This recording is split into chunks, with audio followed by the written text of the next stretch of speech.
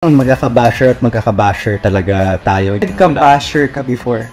Millions. It's naka-help din sa'yo to gain more traction din sa social media. Also gives a positive results kasi nagka-clients ka. Naging viral ka, the more people engage with you.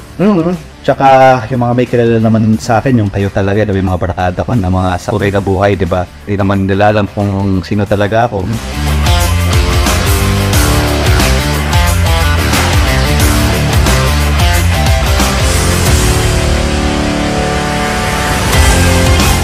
Ano yung mga naging struggle?